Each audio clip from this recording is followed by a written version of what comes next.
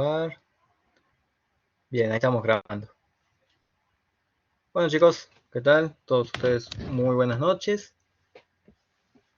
Vamos a continuar con el trabajo práctico, ¿sí? Con las partes prácticas. Ayer ya hemos hecho el práctico 1, ¿sí? Que no hayan quedado dudas. Hoy vamos a ver el práctico número 2. Así aprovechamos estos fines de semana para ponernos al día con la materia y con la parte práctica. Este trabajo está disponible ya en la plataforma, ¿sí?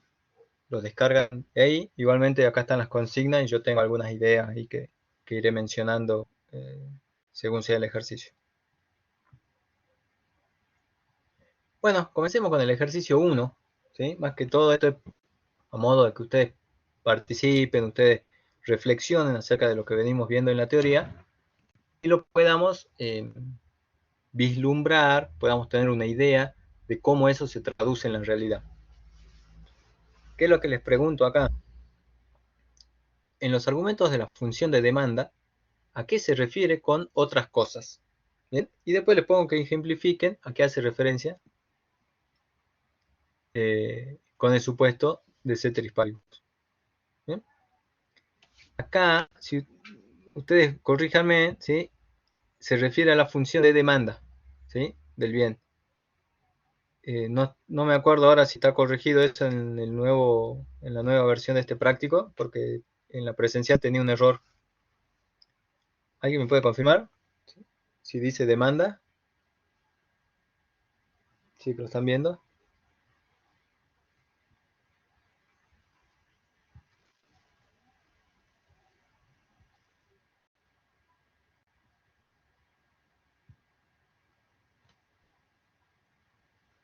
Lo tienen abierto el práctico, ¿no?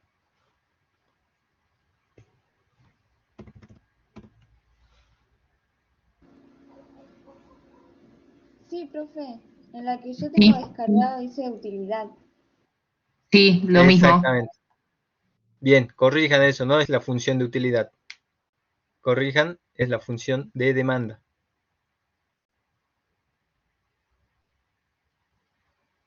Bien. Está como estaría mostrado en esta pantalla. Bien. Entonces, ¿a qué hace referencia cuando dice otras cosas? Lo primero que habíamos visto en la teoría es que nosotros teníamos una función de demanda que dependía del precio del mismo bien, ¿verdad? O sea, la demanda de X dependía del precio de X, ¿sí? Primero. Segundo, también dependía del precio de otro bien relacionado, que hasta ese momento no estábamos seguros y no podíamos decir si se trataba de un bien sustituto complementario, ¿sí? Eso era objeto de un posterior análisis. Bien, pero era un bien relacionado. ¿No? Podía ser sustituto complementario o quizás podía no ser nada, podía ser un bien independiente. En ese caso, bueno, no depende del precio de ese bien, pero no es la generalidad de las situaciones. También la demanda de X depende del ingreso del consumidor. ¿Sí? Y también depende de otras cosas que no son tan significativas o no están especificadas explícitamente en alguna de las variables anteriores. Bien, y acá me viene de 10 esto de que estemos en el feriado y que venga justamente Pascua y Semana Santa. Bien, entonces veamos qué es lo que sucede. Supongamos que X es la demanda de pescado, ¿sí? La demanda de merluza, la demanda de sábalo, bueno, de algún pescado que hasta hace 2 semanas tenía un precio, ¿sí? El precio de los bienes relacionados también, digamos, el precio de la carne sigue teniendo el mismo precio, el pollo, el cerdo, siguen teniendo el mismo precio, muchos bienes relacionados con el pescado siguen teniendo los mismos precios, ¿sí? Estamos suponiendo.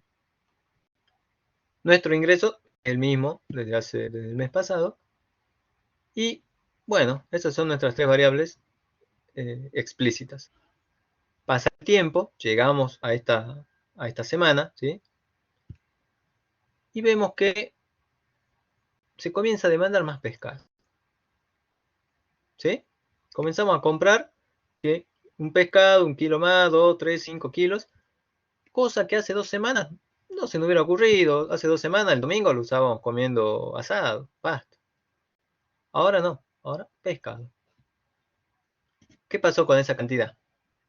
Esa cantidad demandada de pescado aumentó. Hace 2 semanas no consumía. Casualmente, esta semana compré y ya incrementé mi demanda de pescado. Pasé de 0 a los kilos que compré para esta semana. Entonces me pregunto yo, ¿el precio del pescado cambió? Y a priori, ¿sí? En un mundo en donde no hay previsión o no hay un ciclo, a priori el precio del pescado no cambió, sigue siendo el mismo. Ya después voy a volver sobre esa idea. Como les decía también, el precio de los bienes relacionados no cambió todavía. Tampoco. El precio de la carne sigue siendo el mismo, el precio del chancho sigue siendo el mismo. Nuestro ingreso tampoco cambió. ¿Qué es lo que sucedió entonces si no cambió ninguna de las variables que están explícitas en esa función? ¿Qué es lo que cambió para que aumente mi demanda de pescado? Y es eso justamente la razón por la cual tenemos que mencionar otras cosas, ¿sí? Nuestra variable llamada otras cosas. ¿Qué es lo que pasó? Bueno, vamos a indagar acerca de esto. Lo que pasó es que culturalmente, cíclicamente, tradicionalmente, en Semana Santa se consume pescado, ¿eh? O se consume más choclo, por los humitos. Aun cuando el precio de los otros bienes no cambie, o el precio del mismo bien. ¿Por qué? Bueno, porque son situaciones culturales, religiosas, de moda, ¿bien? Que hacen que justamente pases. Exactamente ahí lo dice Elin. Es una moda. ¿Bien? No estoy hablando de Pascua que sea una moda, pero por ejemplo para otros bienes puede llegar a ser una moda, digamos, situaciones culturales, cíclicas, qué sé yo. Ya después voy a poner otro ejemplo y vamos a ver que hay matices. Entonces, esas otras cosas que no están explícitas en mi modelo, como si está el precio del bien, el precio del bien relacionado y mi ingreso, esas otras cosas también impactan, también afectan a la demanda que yo voy a tener de un bien. Entonces, como no son significativas o son muy particulares de un bien, ¿sí?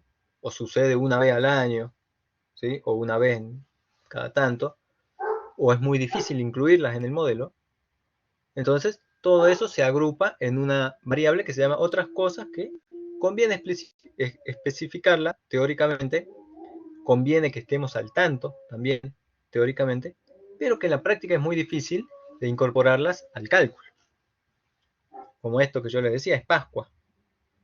El aumento de la demanda de pescado no se debe a que aumentó mi ingreso, tampoco se debe a un cambio en mi gusto, se debe, bueno, culturalmente, religiosamente, tengo que dejar de comer carne y, bueno,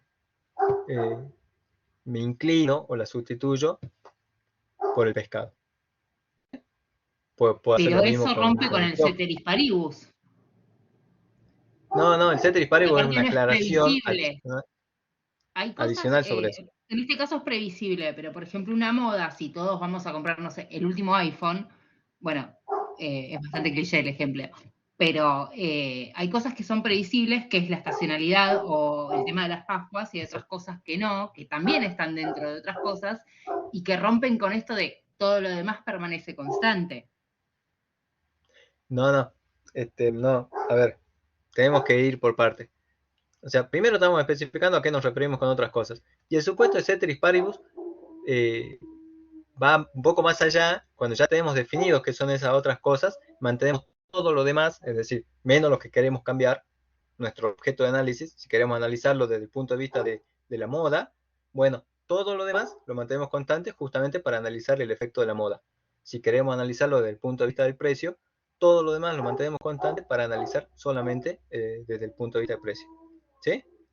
Pero vayamos por parte, ¿sí? Después que veamos, por ahí mezclamos ya los análisis y vamos a ver que no son tan exactos, ¿sí? En la realidad no están tan clasificados como todo lo demás constante, o como que esto es solamente una moda, o esto es cultural. A veces están mezcladas también las cosas, ¿sí? Nosotros, convenientemente para el análisis, las separamos, ¿bien?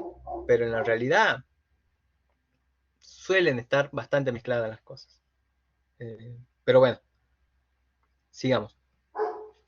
Entonces esto de otras cosas también son otras variables que, como les decía, en este caso son cíclicas, como decía Elin, son culturales, son previsibles. Puede pasar que haya cosas que no sean previsibles. Es decir, el hecho de que Argentina salga campeón del mundo y se demanden más camisetas de Argentina, ¿sí? No era previsible, digamos. Fuimos campeón del mundo cuando ganamos la final. Antes no sabíamos si íbamos a ser campeón del mundo. Ese día podríamos haber ganado, podríamos haber perdido. Pero casualmente, terminó el partido, se dispararon la venta de camisetas. ¿Bien? Por supuesto, después de que se dispara la demanda, la cantidad demandada, después viene el ajuste sobre el precio que hace el oferente. ¿Sí? El oferente ve esa situación y dice, che, me están comprando muchas más camisetas, le voy a subir el precio. ¿Bien? En el razonamiento eso sucede después, lo cual no quita que el tipo sea previsor, el vendedor, y diga, bueno, si gana Argentina, automáticamente le subo el precio. ¿Bien? El tipo ya lo tiene planeado, ya sabe. Pero sucede en la idea y en la causalidad, sucede después que aumenta la demanda. ¿Bien? Antes no sucede, digamos, el ajuste del precio no sucede antes que aumente la demanda. Causalmente sucede después. ¿Bien? Bien, entonces ese otras cosas engloba un montón de situaciones que están mezcladas, moda, cultura, gustos, y cambian los gustos. ¿Bien? Ahora se puso de moda, no sé, el color verde, rosado, no sé. Y se comienzan a demandar cosas que son de ese color. O se puso de moda cierta vestimenta, cierto celular. Bien, aún manteniendo constante todo lo demás. Bien. Bueno, en los libros van a encontrar muchísimos ejemplos de otras cosas. Pasa con el tema de los helados. ¿Sí? El típico ejemplo, hay estacionalidad, muy marcada, por cierto, pero en diciembre, en enero, yo consumo 5 kilos de helado al mes, supongamos. A un precio dado, al precio de los bienes relacionados dado y a mi ingreso dado. Ahora en agosto, el helado al mismo precio, mi ingreso al mismo nivel y el precio de los bienes relacionados también al mismo nivel, en agosto yo consumo menos. Y uno se pregunta, che, ¿por qué si todo lo demás, todo está igual que en enero? No, todas esas variables que te nombré. ¿Qué es lo que cambió? Cambió el clima. En agosto me hace frío, no voy a consumir helado. ¿Sí? O voy a consumir mucho menos que en enero. Bueno, che, ¿y la variable del clima no está en esa función? Y no, lamentablemente no está. No porque sea difícil medirlo, no porque sea difícil incorporarlo, sino que es solamente tan puntual que funciona para el helado, para los bienes tan estacionales, un montón de otras cosas no lo afecta. ¿Bien? Para un montón de otros bienes. Pero entonces el clima, la temperatura, la vamos a poner acá, en esa variable que hemos llamado otras cosas. ¿Bien? A ustedes seguramente se le van a ocurrir muchos ejemplos, los hay, en los libros figuran muchísimos ejemplos. Y bueno, ya con la idea se irán dando cuenta. Ahora bien, a lo que vamos. ¿A qué hace referencia este supuesto ceteris paribus? Puntualmente el supuesto ceteris paribus significa manteniendo todo lo demás constante. Todo lo demás. Es decir, nosotros nos enfocamos en una variable de análisis, sea cual sea, ¿no? Sea el precio del bien relacionado, el ingreso, o esa variable de otras cosas. Nos enfocamos en una de ellas y solamente hacemos variar esa variable para poder analizarla, qué es lo que pasa o cómo impacta en la demanda. Pero todas las demás variables las mantenemos constantes. ¿Por qué? Porque es muy difícil estudiar el movimiento, o sea, estudiar la causa del impacto de alguna de esas variables sobre la demanda, si hay varias de ellas que se están moviendo a la vez. ¿Sí? Cambió el precio, aumentó el precio, pero bajó mi ingreso. ¿Qué sucede? No, bueno, no sé, tendría que ver en cuánto bajó tu ingreso, en cuánto aumentó el precio. Pero también está bajando el precio de los bienes sustitutos. Bueno, no, todo un lío, hay que meter mucho análisis en el medio. Bueno, entonces lo que hacemos es, bueno, veamos qué es lo que sucede cuando cambia el ingreso y mantenemos el precio y el precio de los bienes relacionados constante. ¿Por qué? Solamente quiero analizar qué es lo que pasa cuando cambia el precio. Veamos qué es lo que pasa cuando aumenta la temperatura para la demanda de helados. Bueno, mantengamos el precio constante, el ingreso, el precio de los bienes relacionados constante y veamos qué es lo que pasa cuando sube y cuando baja la temperatura. Bien, ese es a lo que va el supuesto de Ceteris Paribus. Todo lo demás, menos la que quiero estudiar, la que quiero analizar, que puede ser cualquiera. ¿Bien?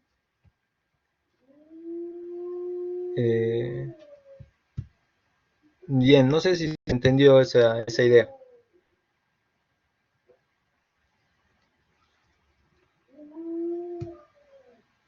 Sí, profe. Bien, ¿estamos bien?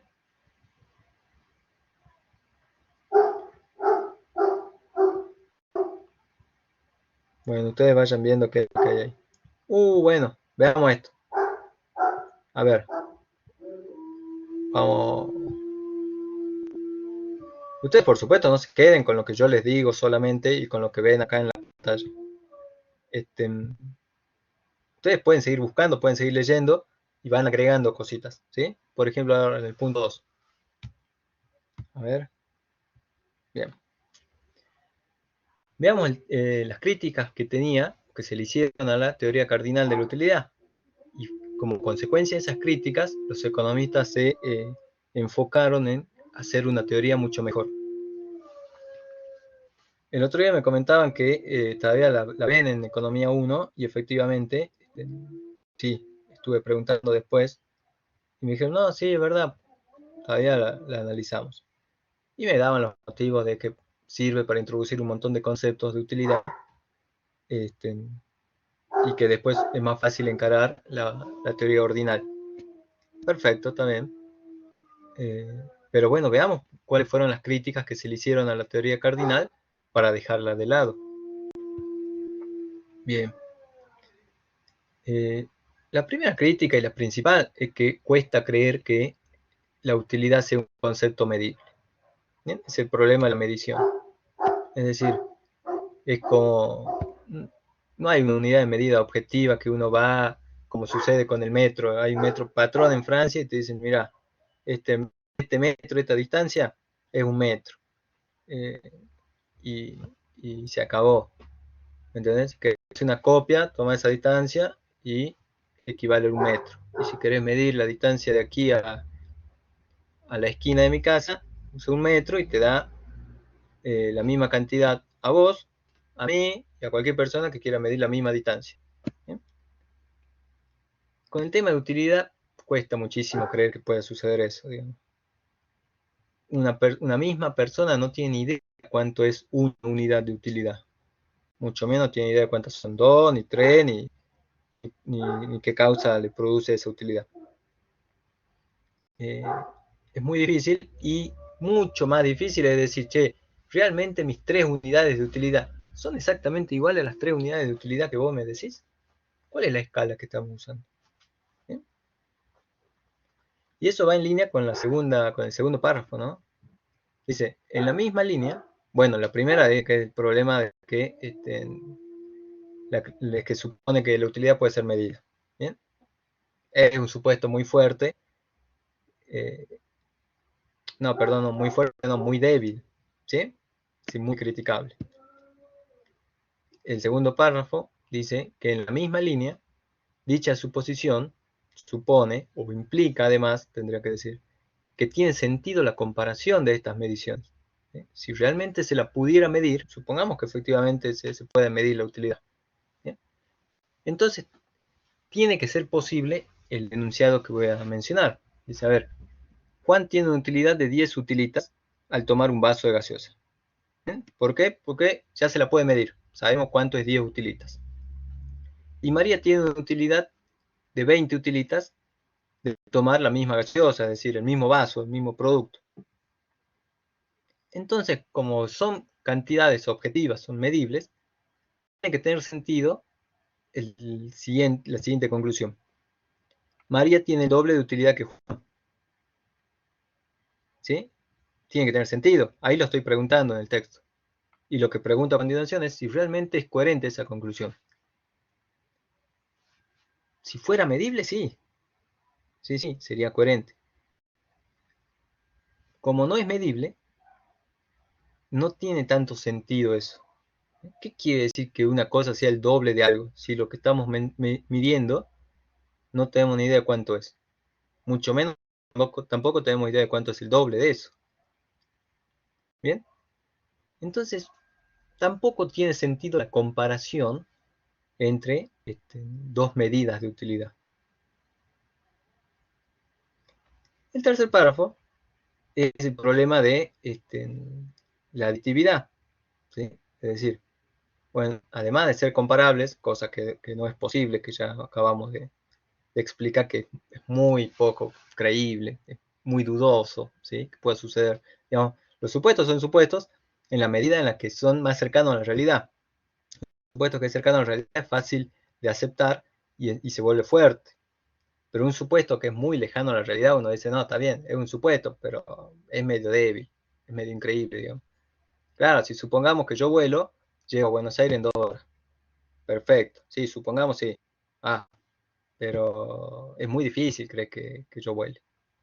Entonces ya se cae también la siguiente idea de que llegue en 2 horas a Buenos Aires. Bueno, pero el supuesto de que, bueno, supongamos que tiene un auto, entonces llega en 20 horas. Bueno, no es un supuesto tan débil, ¿sí? Es un supuesto bastante fuerte o menos débil que el anterior. Puede ser que tenga auto, puede ser que no, pero es un supuesto que uno está dispuesto a aceptarlo. ¿Bien? Bien, entonces, el tercer párrafo dice, por otro lado, también suponía, esta teoría de la cardinal, que la utilidad cardinal era aditiva. ¿Bien? Es decir, se puede sumar. Es decir, si Juan al comer arroz. Ah, y este ejemplo lo encontré en el libro de Levinson y Solon, que me pareció genial. No sé si por ahí lo leyeron o les figura en el programa de Introducción a la Economía 1. Se lo súper recomiendo. El libro de Manual de Teoría de los Precios se llama Levinson y Solon. Muy buen libro, ¿sí? Y que no le va a costar nada porque es para una introducción a la economía. No le va a costar nada leer. Es muy viejo. Yo tengo una edición que es del 74. Así que imagínense, debe ser del 60 el libro. Pero bueno, está ahí en ese libro, está este ejemplo que tomé. Dice, si Juan al comer arroz manifiesta que obtiene una utilidad de 10 utilitas, y al comer milanesas manifiesta que tiene una utilidad de 15 utilitas, cuando come ambos productos, es decir, cuando come arroz con milanesa, tiene que tener sentido decir que tiene una utilidad de 15 utilitas. Y esto lo dice, lo explica de modo que si está bien, vos cuando comes un producto, recibís cierto nivel de utilidad. Lo tenés como un producto, como un bien. Cuando disfrutás, cuando consumís otro bien, tenés otro nivel de utilidad. Entonces, al consumir los dos juntos, ¿sí? Tenés que tener la suma de los dos, ¿no? Por separado, pero vos las juntás, digamos. Estás comiendo ahora arroz con milanesas. ¿Cuánto te daba el arroz y cuánto te daba la milanesa? Bien, Raúl. Eso es justamente la crítica. ¿Cómo se Claro. mide? Este, los que sostienen esta teoría, los que la crearon, ellos decían que sí se podía medir, pero bueno, lamentablemente no nos explican muy bien cómo. ¿Bien? Era bastante subjetivo. Yo tenía que creer en que eso, una milanesa te producía a vos 10 utilitas, y le preguntaba a otra persona y me decía 50 y tenía que creerle. ¿Bien? Pero esa es justamente la crítica, esa era justamente la debilidad de este modelo. Pero Fíjese, creo que teníamos una fórmula para las utilitas. No sé si se acuerdan los chicos en economía 2 a ver, había una fórmula para medir las utilitas. Nos si me enseñó. la recordás. La Si voy me a la buscar, recordás, bienvenida. no, pero hay una fórmula que daba el Mirá, valor de las utilitas. bueno, ¿querés que te la deje tarea? Si me la querés comentar después. Porque yo la verdad La busco, la yo, busco. yo tampoco recuerdo. Nunca vi una fórmula, ¿no? ¿Alguno de los chicos se acuerda?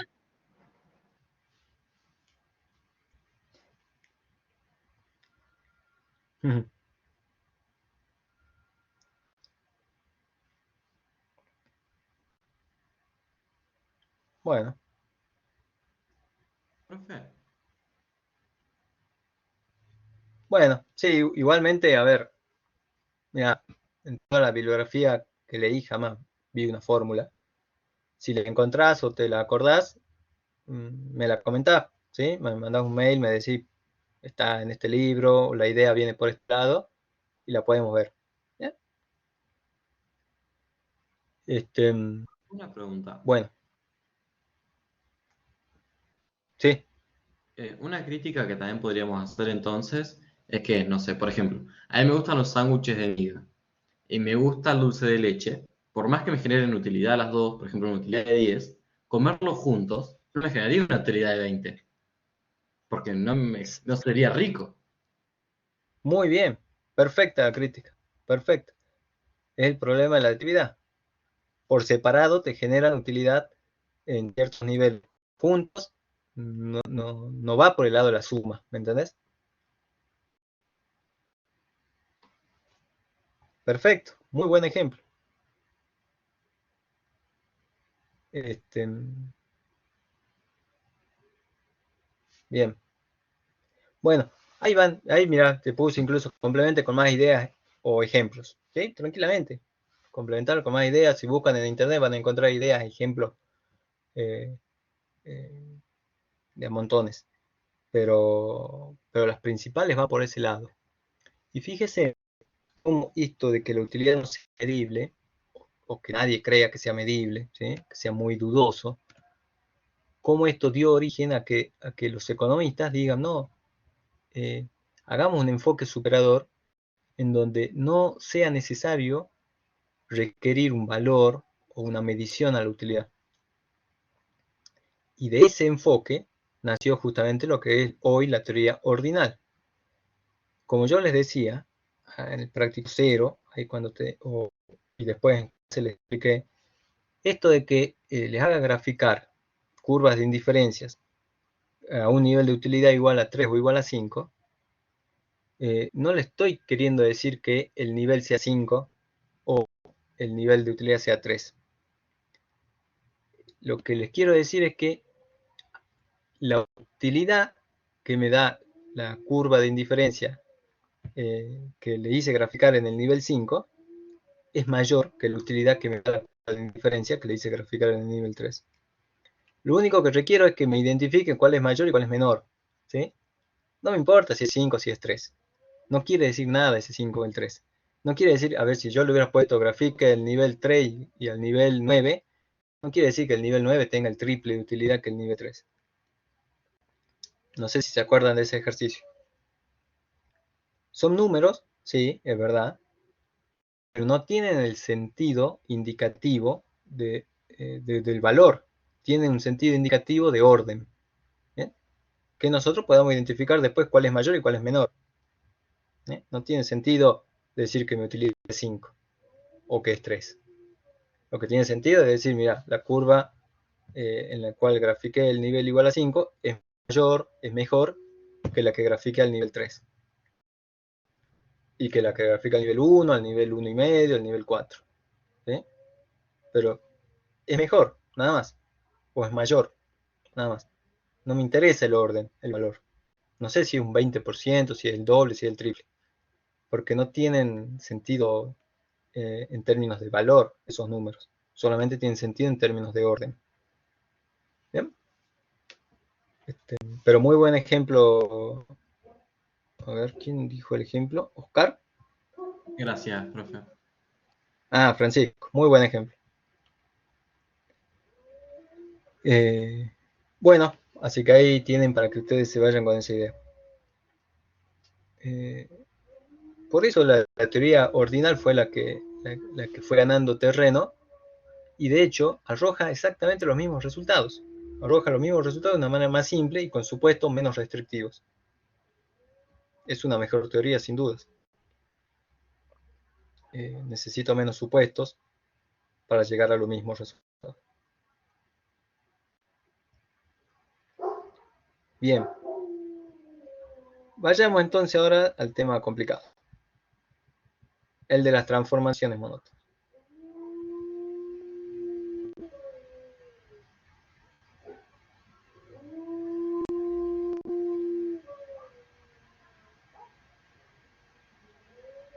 Bueno, acá le dice el apunte.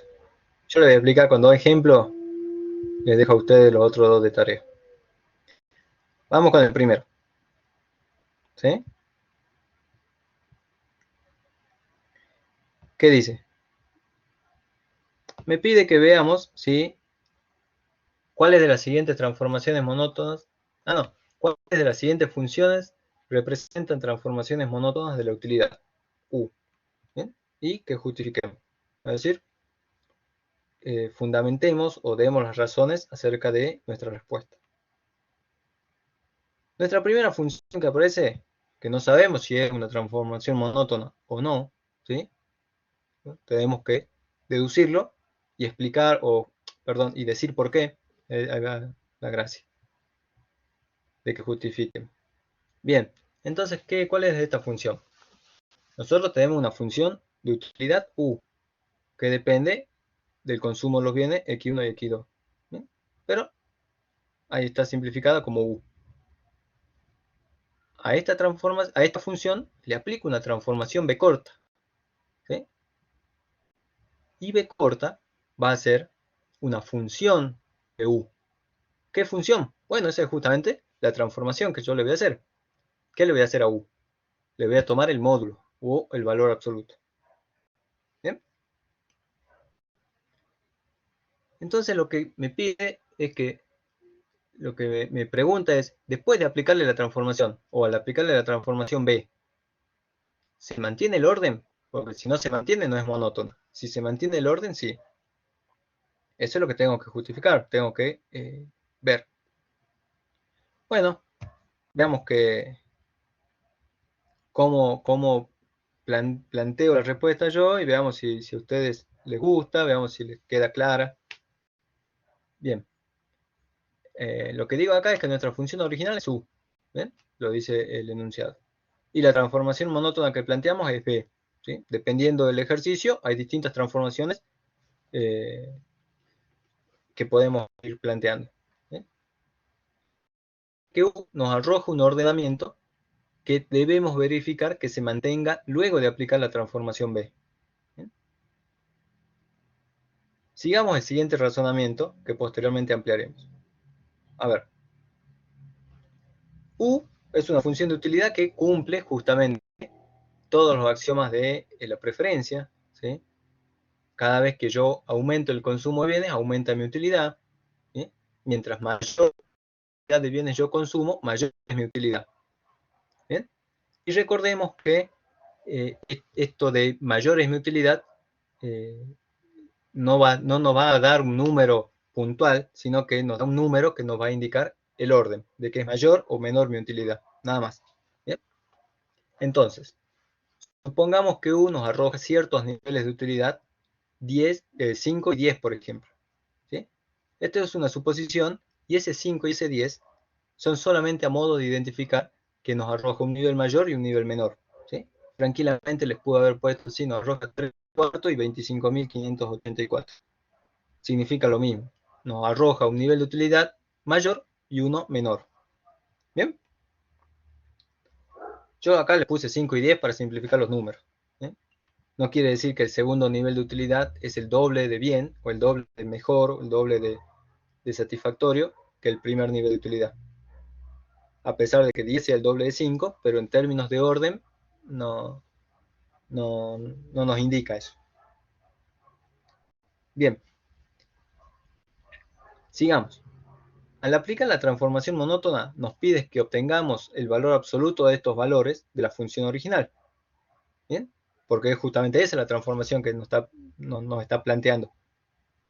A ver si calculándole el valor absoluto a esos niveles de utilidad, el orden se sigue manteniendo. ¿Bien? Los valores obtenidos, luego de aplicar la transformación monótona, son 5 y 10, respectivamente. Porque tengo que tomarle el valor absoluto. Digamos, el valor absoluto de 5 es 5, el de 10 es 10. Es decir, luego de la transformación se mantiene el ordenamiento. Lo que me daba mayor utilidad cuando era U, me sigue dando mayor utilidad ahora cuando se corta. O sea, ahora luego de aplicarle la transformación. El orden se mantiene, ¿sí? Lo que antes me daba mayor, me sigue dando mayor. Lo que antes me daba menor, me sigue dando menor. ¿Bien? Es decir, luego de la transformación se mantiene el ordenamiento de la función original. Si se mantiene el ordenamiento de la función original, entonces podemos concluir que esa es una transformación monótona. ¿Sí? ¿Se entiende?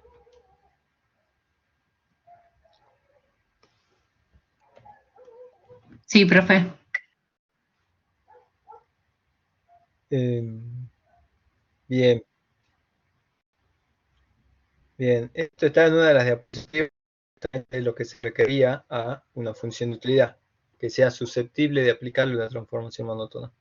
¿Sí? Que mantenga el orden luego de aplicarle una función monótona. Mucho va a depender también de la función o de la transformación que le apliquemos, ¿no? Ya vamos a ver, y hagamos otro, el siguiente. Por supuesto, las transformaciones monótonas que le puse acá son bastante simples. Podemos ir a una transformación monótona que sea una superfunción y ahí tendríamos que ver también qué es lo que sucede. Acá, por ejemplo, la siguiente. La siguiente transformación que le propongo es que a U le sumemos un término que sea igual a alfa al cuadrado. Entonces, U me arroja ciertos niveles de utilidad. Y B corta, es decir, la transformación, me dice, bueno, a ese nivel de utilidad aumentarle un número elevado al cuadrado. Ya ahí vamos, Raúl. ¿Sí? ¿Qué es lo que pongo acá? Ante otra transformación monótona, de la forma en la que se expresa anteriormente, es decir, U más alfa al cuadrado, vamos a aplicar un método diferente. ¿Sí? Acá lo que les quiero mostrar es que también hay otro método de poder concluir si esto es una transformación monótona o no. Comparar las derivadas. Ese es el método. ¿Sí? Para esto tenemos que verificar si la derivada de la transformación monótona es positiva. En caso afirmativo, ya podemos concluir que mantiene el orden. Y si en caso de que sea negativa, bueno, concluimos que no se mantiene el orden. Entonces se debe cumplir que la derivada de b corta de la transformación respecto de u, que es nuestra función original, tiene que ser positiva. La gracia de esto es que me indique que cuando aumente u, también lo haga b. ¿Bien? Eso es lo que me está pidiendo la derivada esta. Si es positiva, cada vez que aumenta u, aumenta b. B corta. Porque la derivada es positiva. Es decir, es una función que crece y crecen ambas, digamos, creciente. Es decir, crece una y crece la otra. ¿Bien? No es decreciente, es creciente. Eso es lo que le estoy pidiendo acá, pidiéndole que la derivada sea mayor a 0. Entonces veamos si en el ejemplo, en esta función que yo les planteo, se cumple esa desigualdad de la derivada.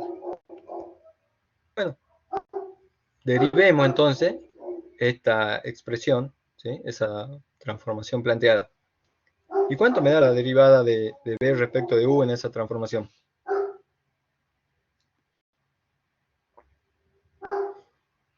la derivada es 1. ¿Sí? Estoy derivando respecto a u. Alfa al cuadrado, sea cual sea el valor del número, es una constante. ¿Sí? La derivada de la constante es 0. Y la derivada de b respecto de u es 1. ¿Sí? Es el coeficiente. Como es 1, y 1 es mayor que 0, entonces vemos que se cumple lo que requerimos. ¿Sí? La derivada es mayor que 0, es positiva. Por lo tanto, podemos concluir que la transformación propuesta es monótona. ¿Bien? A ver, Raúl, un ejemplo que englobe este punto. Mira, esto es muy matemático, muy abstracto.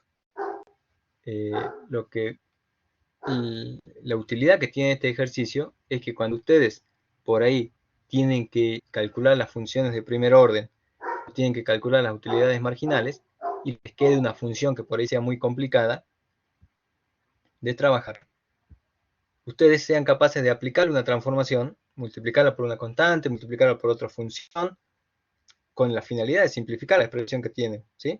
Pero lo van a tener que multiplicar por algo, dividir, sumar, restar, por ahí hacen alguna transformación, y tienen que estar seguros de que esa transformación no les cambie el orden de la función original que están trabajando. Porque si les cambia el orden, lejos de obtener un punto máximo, estarían obteniendo un punto mínimo. Es decir, uno una vez que ya sabe cuáles son las transformaciones que puede hacer, ya las hace y obtiene un punto máximo con seguridad. Es decir, esta función es muy complicada, la voy a multiplicar por el precio al cuadrado. ¿Es válida esa? Va a ser válida si es una transformación monótona, si no me altera el orden de mi función de utilidad. Si te altera el orden de tu función de utilidad, esa transformación no va a ser válida y te va a resolver mal el ejercicio porque te va a arrojar un mínimo en vez de un máximo, ¿sí? Justamente porque cambiaste el orden de la utilidad, ¿sí? Pero es solamente a modo de que puedan despejar bien, a modo de que sepan que a la función Cobb-Douglas por ahí conviene aplicar una transformación a la hora de calcular una elasticidad, y esa transformación que se le aplica a la Cobb-Douglas por ahí es un logaritmo, y es mucho más fácil trabajarla, y aún así sigue bien porque la derivada de un logaritmo es positiva, ¿sí? No conviene restarle un número, por ejemplo. ¿Bien?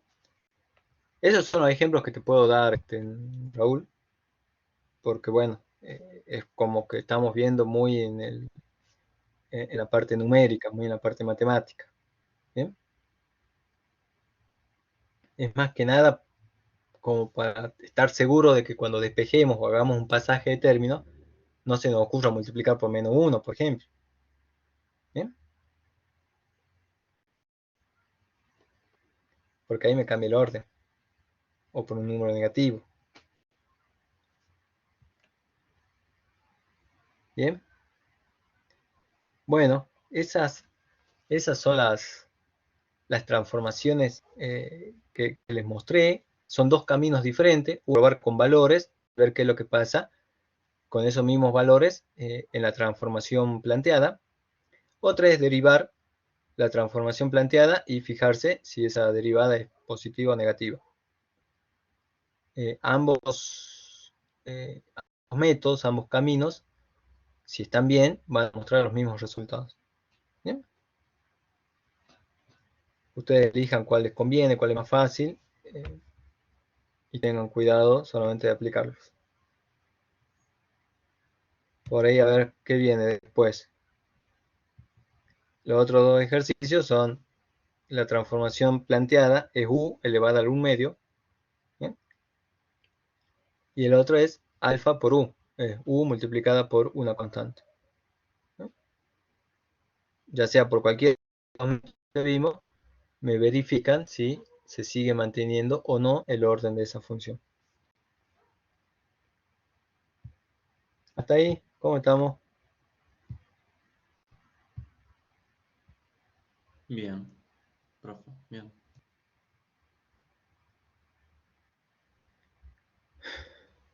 Es muy abstracto esto de la transformación monótona, pero bueno, para que tengan idea. No sé si alguno estará leyendo, bosqueando por ahí el libro de Alpha Chian, el que les pasé.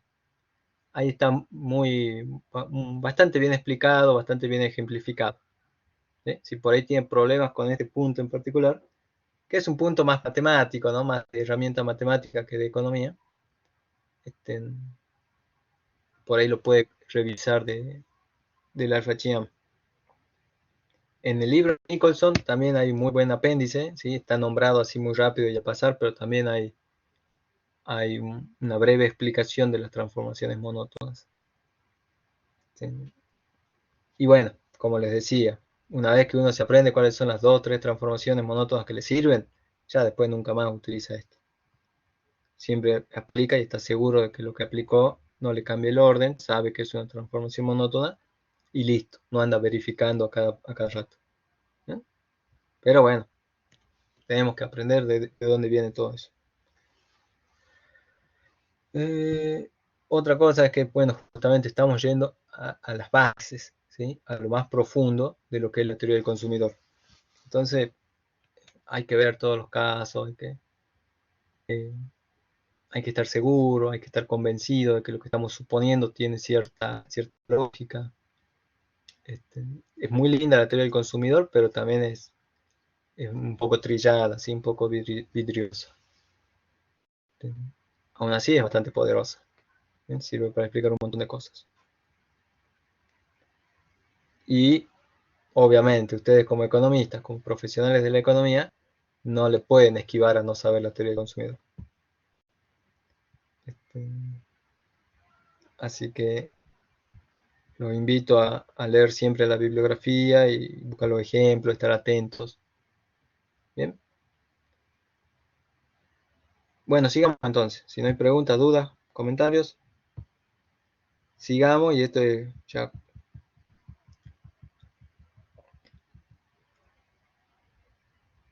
Yo les voy a hacer uno. Acá está detallado, se los voy mostrando y todo, se los voy explicando. ¿Y la idea cuál es? La idea es que yo hago uno, muestro cómo se soluciona y les dejo uno impecable con un poquito más de trabajo para que ustedes solitos lo hagan. ¿Sí? Les dejo uno, dos o el resto que no van a ser tan complicados en términos de idea, pero por ahí tienen que trabajar un poquito más matemáticamente. Y eso es justamente la práctica de ustedes, el ejercicio de ustedes. No es copiar el que yo estoy mostrando, sino es decir, bueno, a ver, veamos si ahora me sale solito. En este caso, voy a explicar el de la función, la que está planteada acá en la Cobb-Douglas, que ya la venimos trabajando, y les dejo a ustedes las otras dos, ¿sí? Que hay una función lineal, si no me equivoco. Y una CES, a ver.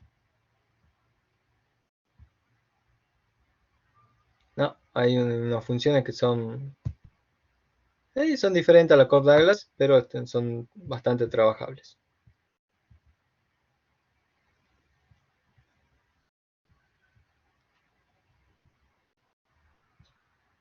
Bueno, veamos entonces qué les pide el punto 4. El punto 4 nos pide que obtengamos las demandas marshallianas a partir de las siguientes funciones de utilidad. Se llaman demandas marshallianas porque justamente fue Marshall el que incursionó por este camino. Marshall fue un gran economista, ¿sí? Allá en 1900, por ahí, 1909 o 1911 publica sus principios de economía, que es casi un libro de microeconomía totalmente avanzado para su época, en donde justamente incursiona con esta idea, ¿no? De la demanda. ¿Sí? Adam Smith ya había incursionado en cómo era la demanda, ¿sí? La relación inversa entre precio y cantidad, pero había quedado ahí la idea y Marshall profundizó bastante, tiró todo este cuerpo de ideas que ahora estamos viendo, y bueno, de ahí se llaman demandas marshallianas. Y también se hace la aclaración de que son marshallianas porque también hay otros tipos de demandas, con otros supuestos, ¿sí? O con otra lógica, que las vamos a ver en el tema que viene, que son las demandas hicksianas, ¿sí? Que son las de Hicks. No sé si lo escucharon nombrar por ahí a Hicks. John Hicks, Sí, yo sí. ¿sí? En macro quizás. Pero bueno, Hicks también dijo, está todo bien con Marshall, pero para mí son otros los supuestos. ¿Bien? Para mí el consumidor no maximiza su utilidad. Eso es lo que dice Hicks. Dice, para mí el consumidor minimiza el gasto. Ah, todo eso, mirá vos, qué lógica y qué coherente lo que está planteando este hombre. Tal así que fue tan lógico y tan coherente que, bueno, no le refutan su teoría y conviven las dos demandas. Ambas son dos caras de la misma moneda, ¿sí? Se puede pasar de una a la otra tranquilamente. Y lo que tiene de bueno la demanda hicksiana es que nos permite ver y desagregar lo que va a ser el efecto rente y el efecto sustitución, que lo vamos a ver como culmine de toda la teoría del consumidor. Las marshallianas también está presente el efecto rente y el efecto sustitución. Lo que pasa es que no lo podemos desagregar. ¿Sí? Con estos supuestos, con estas creencias y con este cuerpo de cómo venimos trabajando, obtener una demanda marshalliana, está presente el efecto, pero no podemos desagregar. Bueno, Hicks dice, mira, en mi demanda, en el cálculo de la demanda hicksiana, sí podemos desagregar esto. Bueno, ya vamos a ver qué más dice el señor Hicks. Todo esto viene por el lado de Marshall, ¿no? O sea, de explicarle de dónde viene esto de las demandas marshallianas. Como le decía, Marshall publica esto en 1909 o 1911, pero Hicks lo publica después, en el 40. En los años 40 publica esto de las demandas hicksianas. O sea, fíjese en cuánto tiempo después, ¿no? Mínimo 30 años después, viene alguien y dice, che, mira, está todo bien, pero vengo a hacer un aporte también. Hubo una demora. ¿Bien? En el medio Hicks también hizo mucho aporte a la macro. Bien, bueno, no nos desviemos del tema. Obtenga las demandas marshallianas a partir de las siguientes funciones de utilidad. Y la que les planteo ahí es una función de utilidad, Cobb-Douglas, ¿sí? La que venimos trabajando y ya nos estamos familiarizando bastante. Acá no les digo cuánto vale A, ni cuánto vale alfa, ni beta. Es una Cobb-Douglas genérica. ¿Sí? Bueno, sabemos cuál es el problema del consumidor y sabemos que necesitamos una restricción presupuestaria. Por supuesto, yo no se las menciono, pero sabemos que hay que maximizar la utilidad sujeta a la restricción presupuestaria. Es lo que expongo acá en el inciso A. Plantear el problema del consumidor. ¿Bien? ¿Cuál es el problema del consumidor? Perdón. El problema del consumidor es maximizar la utilidad sujeta a la restricción presupuestaria. Ese es el problema. Casi como un versito. ¿Sí? La restricción presupuestaria no se la escribo ahí porque ya sabemos cuál es la forma, sabemos cuáles son las propiedades, sabemos cómo se comporta y es mucho más estable que una función de utilidad, en el sentido de que siempre es la misma función. ¿Eh? La función de utilidad por ahí cambia, pero la de la restricción presupuestaria no. Bien, entonces ya está ahí. Plantear el problema del consumidor, ahí está planteado formalmente en el primer renglón, y luego está planteado con esto de Lagrangiano, que está acá. ¿Eh? Acá está planteado matemáticamente. Esto de Lagrangiano es un operador que nos permite a nosotros maximizar con restricciones. No alcanza con maximizar libremente y alcanzar una utilidad máxima, sino que acá hay que poner restricciones. ¿Cuál es la restricción? Bueno, la restricción presupuestaria. Y este Lagrange, que está planteado acá, ya tiene como un camino para resolver. Hay que calcular las condiciones de primer orden. ¿Sí? De acá viene la resolución. Esto es parte de la solución. No es que los economistas inventaron esto o lo utilizamos porque nos conviene. No, esto es parte de justamente la solución de maximizar con restricción. ¿Qué es lo que nos piden las condiciones de primer orden? Lo que nos pide es que Lagrangiano, la derivada de Lagrangiano respecto de x1 sea igual a 0, la derivada de Lagrangiano respecto de x2 sea igual a 0. Ah, acá lo puse 2 veces, ¿no? Lo voy a borrar. Y la tercera condición es que la derivada de Lagrangiano respecto del multiplicador también sea igual a 0. ¿Bien? Con estas dos, con las dos primeras, yo armo un sistema y me permiten resolver los valores de x1 y de x2. Y la tercera me permite a mí controlar o verificar que efectivamente se trate de un óptimo. En este caso, le estoy pidiendo un máximo. Bueno, me permite verificar si efectivamente se trata de un máximo. ¿Por qué? ¿Por qué es importante esto de verificar? Porque está todo bien si yo les pongo la función Cobb-Douglas, ya sabemos que cumple todos los supuestos. ¿Sí? Sabemos que se comporta bien, que es derivable, que es continua, que es convexa. ¿Sí? Ese es el principal supuesto que hay que verificar. Pero por ahí les pongo otra función que no sabemos si se comporta bien. No sabemos si es convexa. No sabemos si es derivable hasta el grado requerido.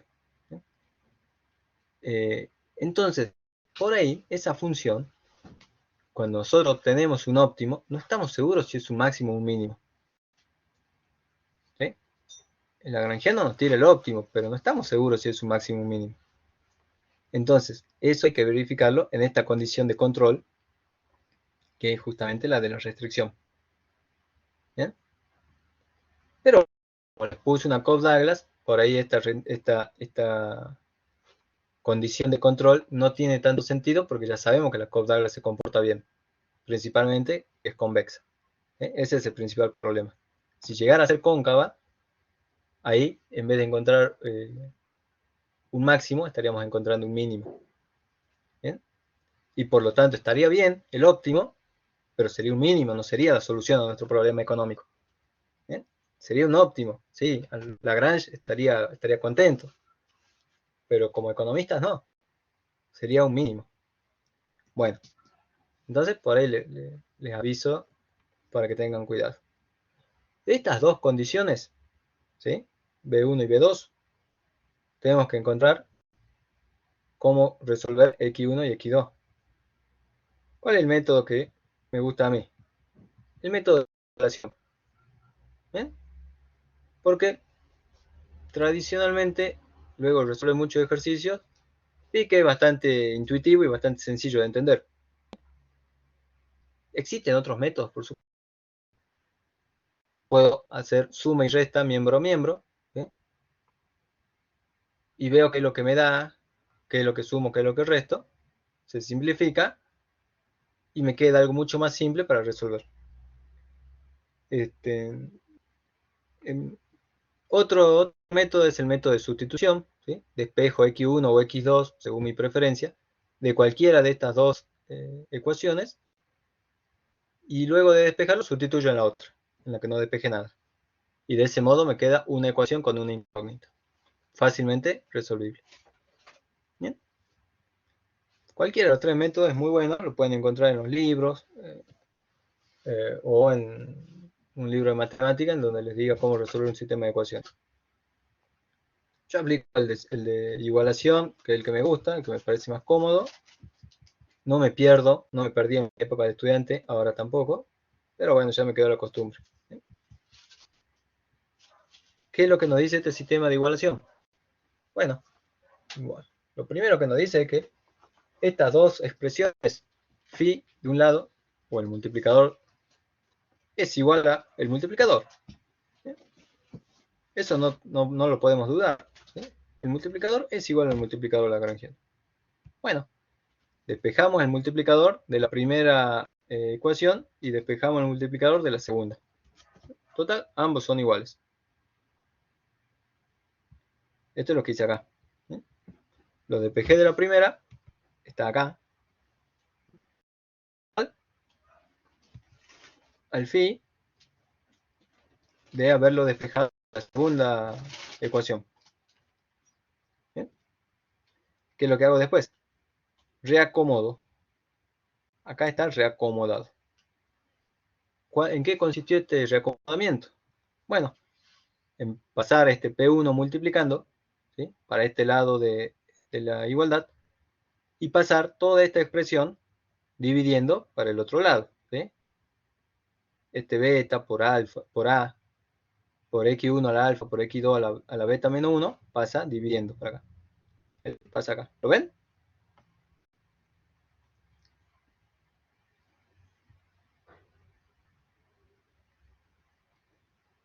¿Se ve? Sí. Sí, profe. Ahí está. Bien. Bueno, sigamos entonces. ¿Para qué este reacomodamiento? Bueno, este reacomodo no es caprichoso. Este reacomodo nos sirve a nosotros como economistas porque nos permite ver. Estábamos tan equivocados cuando gráficamente pedíamos los puntos de tangencia. Cuando gráficamente pedíamos los puntos de tangencia, habíamos llegado a la conclusión de que teníamos que igualar el cociente de precios a el cociente de utilidades marginales.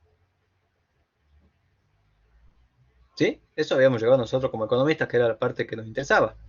Es decir, una función derivada a nosotros nos interesa en la medida en la cual entendemos y sabemos que ese es un concepto marginal. No andamos derivando por derivar, ni interpretando derivadas así sutilmente. Las interpretamos en términos de términos marginales. Si derivamos la utilidad, entonces la derivada es la utilidad marginal. No me interesa derivar por derivar.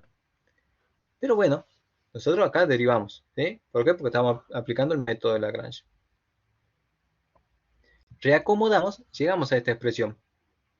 Esta expresión, de un lado nos queda el cociente de precios, que como economistas sabemos que era pendiente de la restricción presupuestaria, y del otro lado nos queda esto otro, que hasta ahora sé que es una derivada de Lagrangiano respecto al bien X1. ¿Bien?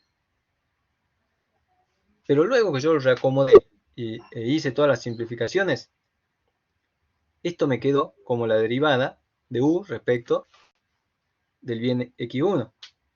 Y ese es el concepto marginal. ¿Bien? Acá llego a la utilidad marginal.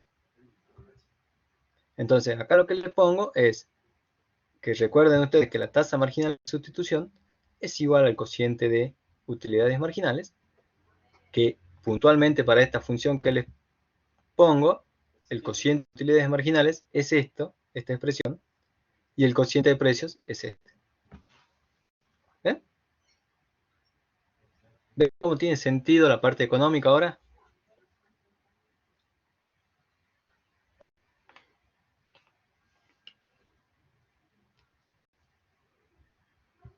Se perdieron, ¿no? O se fueron. ¿Están ahí, chicos? Sí. Bien, Hagan ruido. hagan ruido. Chicos, Si frénenme. quieren, Sí, claro, lo volvemos a decir, lo volvemos a repetir, sí. no hay ningún problema. Eso. Si quieren volver a...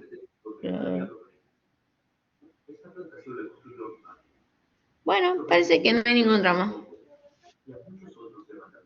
Sigamos. No, profe, se entendió. Estas Se entendió condiciones. bien.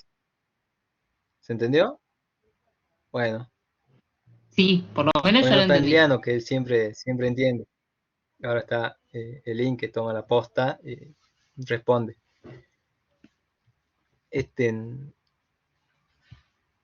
Bueno, esto igualmente, si por ahí les queda alguna duda o les queda algo pendiente, revíselo en las primeras diapositivas, ¿sí?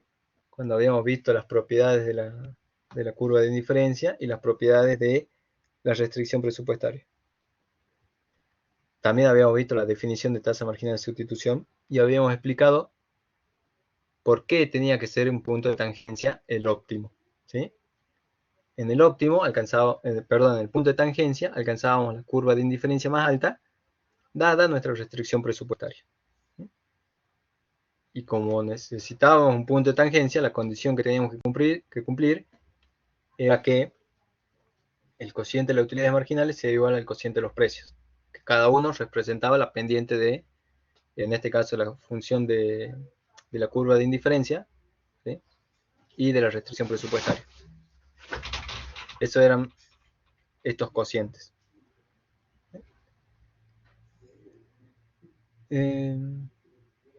Entonces, ahora luego de reacomodar todo esto y llegamos a esto que les pongo que se cumple en el óptimo, ¿sí? Esto adquiere sentido económico, ¿eh? Antes también sabemos de dónde viene, pero no es un resultado tan importante como lo que está planteado acá. Lo que está planteado acá es tal cual lo que a los economistas nos interesa como punto óptimo. Derivar por derivar, como les decía, no es tan divertido, ¿eh? Es mejor si encontramos un punto de tangencia en el gráfico. Bueno, Profe, ¿podría repetir ¿viste? cómo se llega a alfa x2 sobre beta x? Sí, bien. Bueno, acá no quedó claro. Acá, esto, luego yo de reacomodarlo, lo que hago es simplificar lo que se pueda simplificar. ¿Bien? Este A mayúscula, se va a mayúscula. ¿Sí?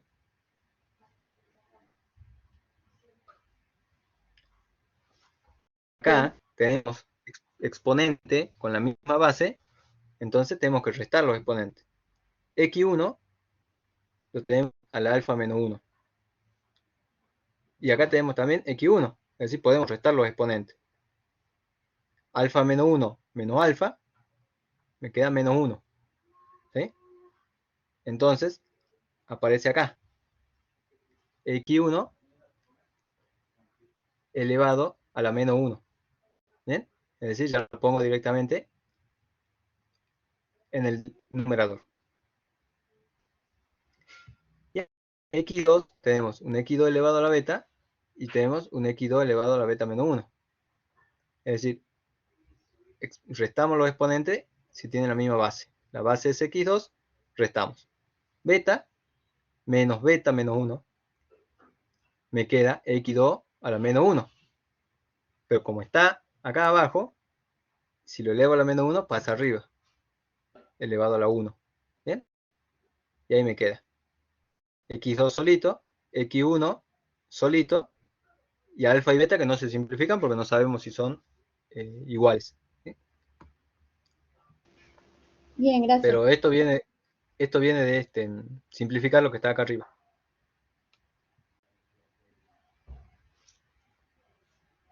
¿Sí? ¿Sirvió? Sí, gracias. Bien. Nada de nada. Bueno. Una vez que hemos llegado al óptimo, despejamos X2. Esto sí tiene algo de capricho, pero también tiene algo de conveniencia. Si yo despejo X2, después voy a obtener la demanda para X1. Y obtener la demanda de X1 tiene su conveniencia porque X1 es mucho más fácil de interpretarlo porque tanto en el gráfico de curvas de indiferencia como en el gráfico de demanda, X1 me aparece en el eje horizontal.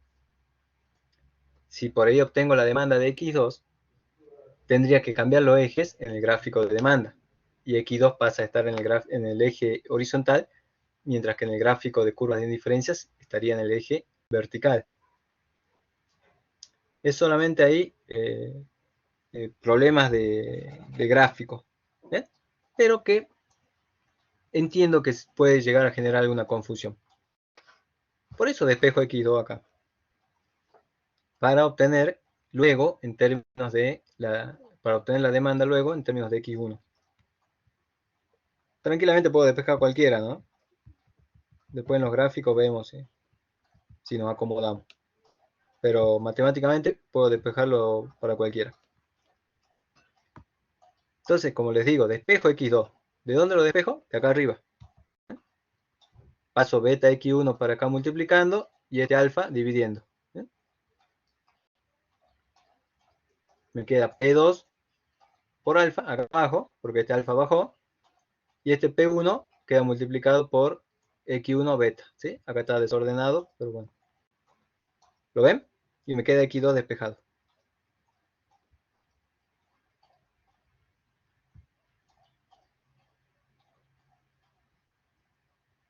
¿Hasta ahí?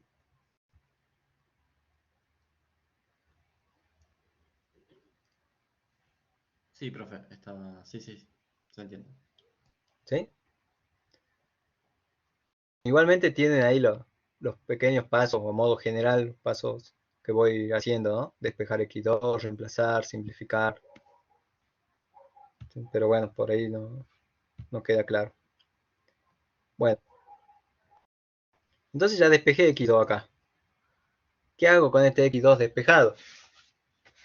Todavía sigo trabajando con un punto óptimo. Con este X2 despejado voy a la restricción presupuestaria y lo reemplazo ahí. ¿Eh?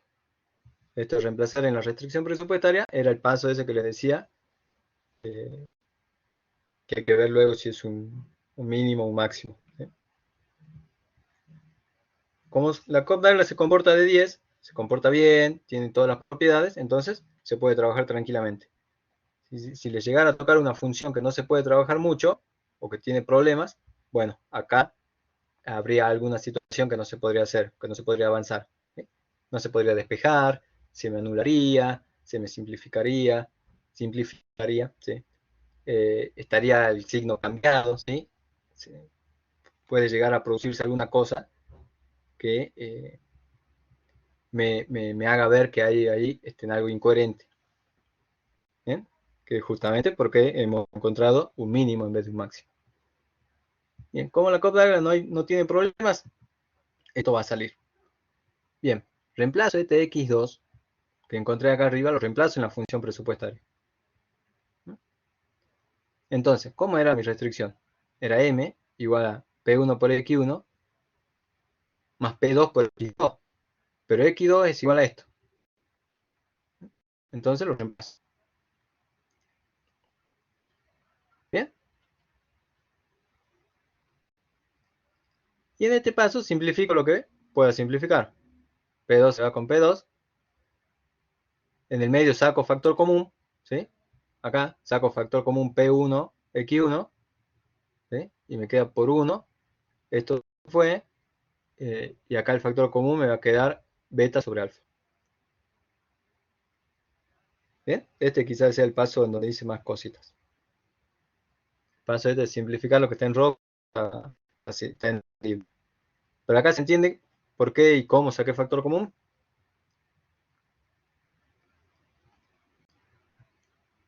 Sí. ¿Sí? Bueno, y una vez que saco factor común, ya está, despejo x1, ¿tac? De taquito. Esto pasa dividiendo, ¿sí? Está acá multiplicando, paso dividiendo. P1 también está multiplicando, pasa dividiendo, y me queda x1 solito. Acá el asterisco este se me fue, este asterisco tendría que estar acá como un supraíndice. ¿Bien? Me estoy dando cuenta. Acá se los voy a corregir.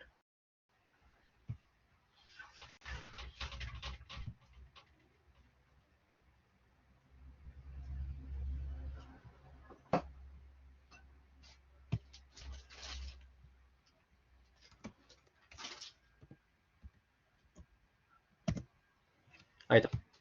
¿Bien? Ese asterisco quiere decir que es la función de demanda. Y fíjense en cómo me quedó la función de demanda. La demanda de X1 depende de mi ingreso y depende del precio del bien. No depende del precio del otro bien, en este caso. ¿Bien? ¿Por qué? Porque, bueno, era una función Cobb-Douglas y en la función Cobb-Douglas los bienes son totalmente independientes. Es decir, no importa lo que sucede con el otro bien, no me afecta eso a la demanda del otro bien. Entonces, no está en esta función, se me anula. ¿Sí? En las otras funciones que les planteo sí aparece, y bueno, hay que ver de qué lado aparece, ¿sí? Si aparece afectando positivo o negativamente, y eso me va a determinar a mí si son sustitutos o complementarios. ¿Bien? Como aparece, son independientes. Bueno, veamos entonces qué es lo que sucede. Depende de M, que era mi ingreso. ¿Bien? Cuando cambia mi ingreso, cambia también mi cantidad demandada de X1. y además más información. Puedo saber en qué dirección cambia. Si M aumenta, ¿qué es lo que sucede con X1?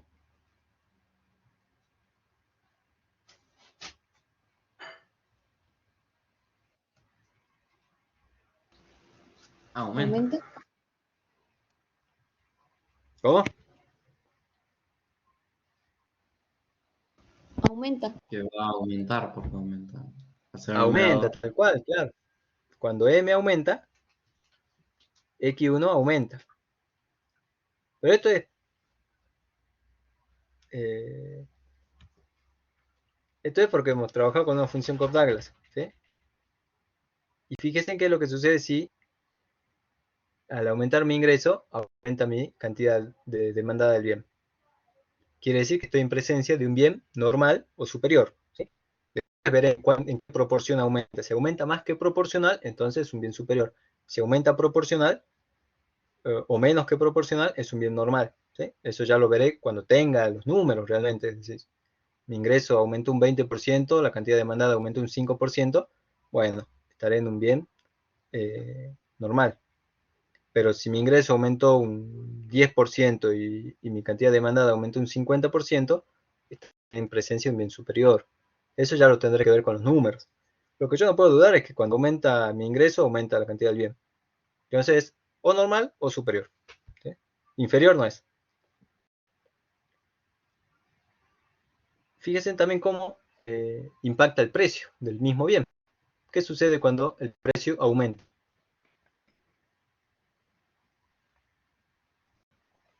Disminuye la cantidad demandada. Exactamente, Sofía. Cuando el precio aumenta, disminuye la cantidad demandada. Algo totalmente coherente, lógico y esperable. ¿Bien? Por otro lado, también fíjense que no es lineal la función de demanda. Algo que nosotros en los libros de Economía 1 estamos acostumbrados a ver como lineal. Trabajamos con una función que es de las más usuales, llegamos a que no es una función lineal, ¿sí? Es una función racional, decreciente sí, pero no lineal, racional, ¿sí? Es decir, la variable en nuestra función de demanda, que la variable que nos interesa, que es el precio, está dividiendo, ¿sí? Eso no afecta el análisis, lo único que importa es decir que es decreciente y analizar qué es lo que sucede cuando aumenta o cuando baja el precio, ¿sí?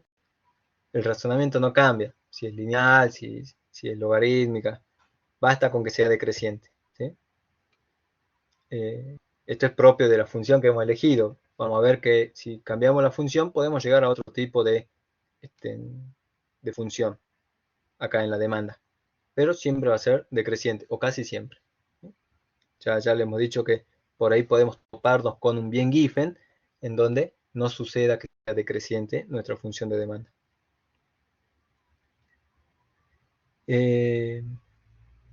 Bueno, otra cosa que tenemos que tener en cuenta para interpretar nuestra función de demanda encontrada es que fíjense que acá, en nuestra función de demanda, ya hemos dicho que no depende del precio del bien relacionado, es decir, no hay un P2, no hay un segundo precio propio de la función. Tampoco hemos explicitado otras cosas.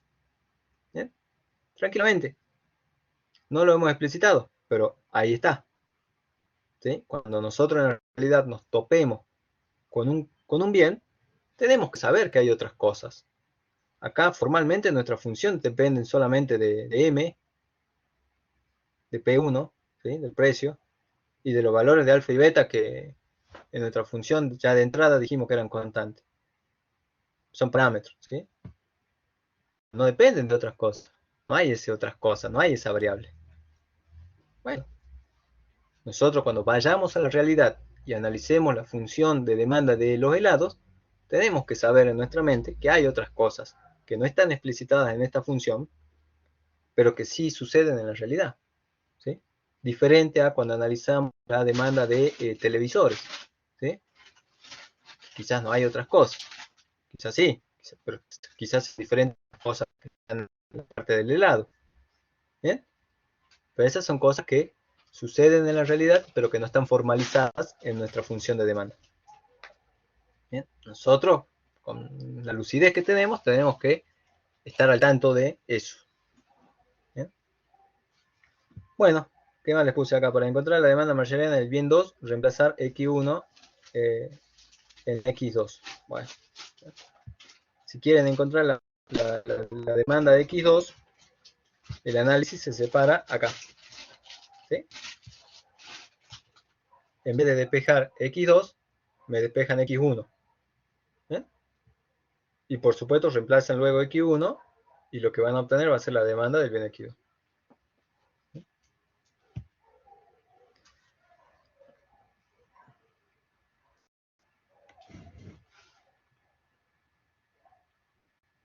Bien. ¿Hasta acá alguna duda, pregunta, consulta? No, profe, todo bien.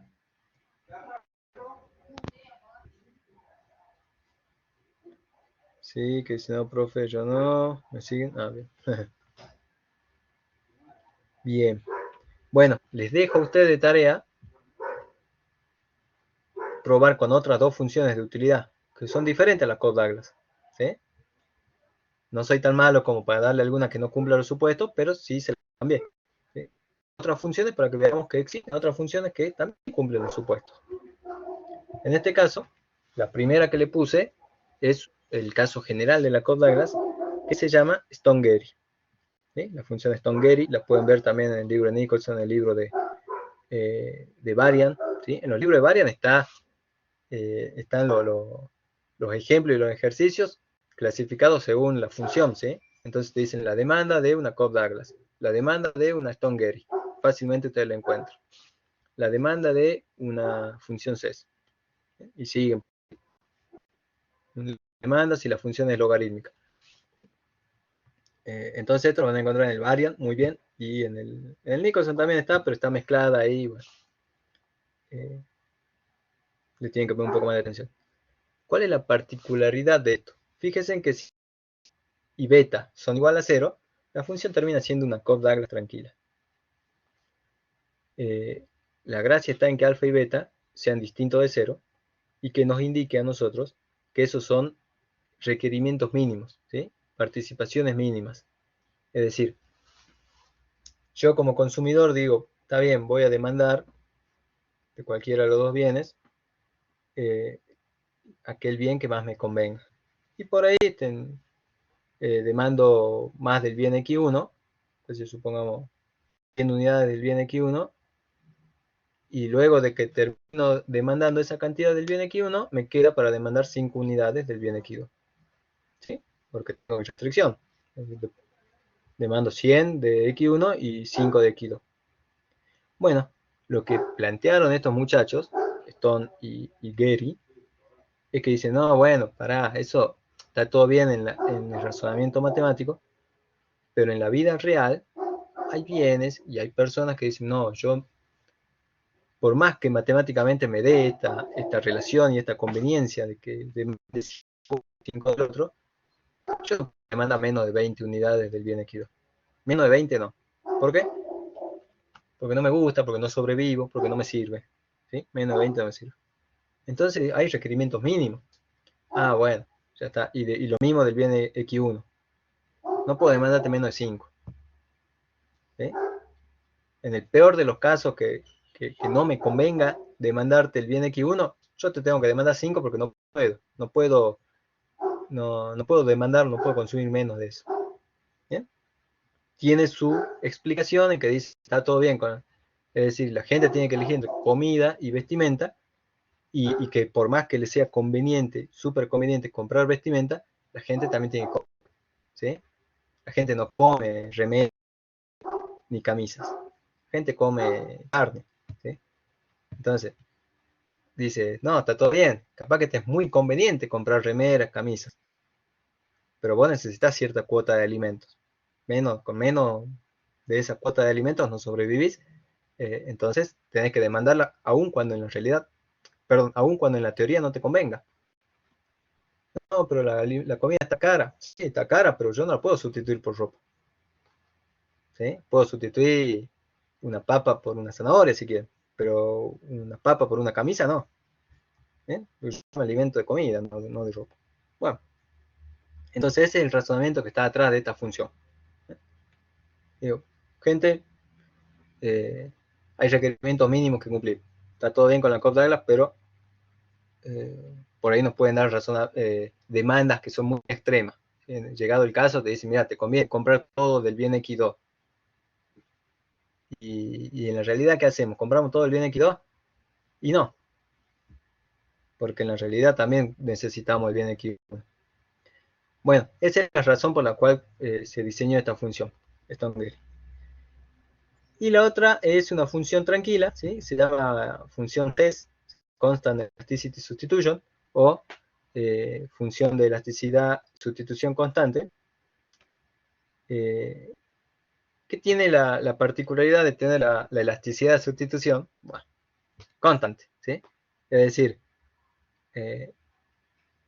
esta función nos va a servir a nosotros para cuando tengamos que desagregar el efecto rente y el efecto sustitución, vamos a saber que sustituir uno por otro, la elasticidad va a ser constante, ¿sí? No la pendiente, no la derivada, ¿sí? La elasticidad, nada más. En términos matemáticos, ambas funciones se pueden derivar tranquilamente, con algunos pasos algebraicos más, con algunos pasos menos, pero son bastante tranquilas, ¿sí? Están también tranquilamente en la bibliografía. Bien, los escucho a ustedes. ¿Cómo estamos? Todo en orden, todo claro.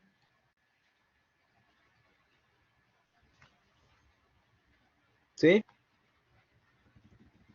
¿Alguien no lo escuche? Sí, Perdón. todo claro. No sé si me anda bien el micro. Bien, Francisco. Bueno. Elin. Todo bien, profe. Bien. Sofía. Raúl.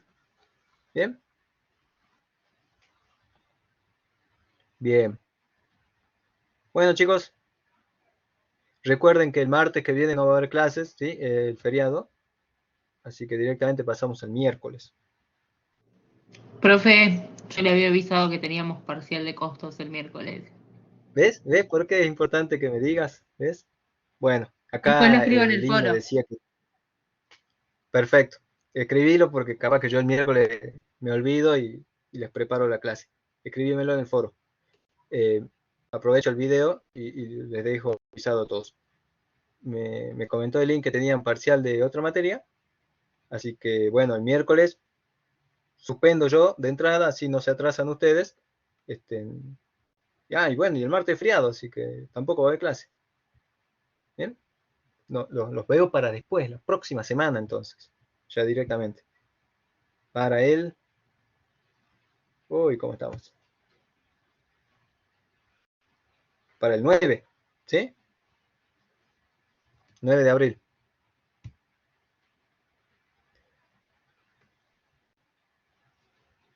Listo, chao chicos, nos vemos. Ah, buen fin de semana, Hola gracias. chicos, buen fin de Igualmente. semana.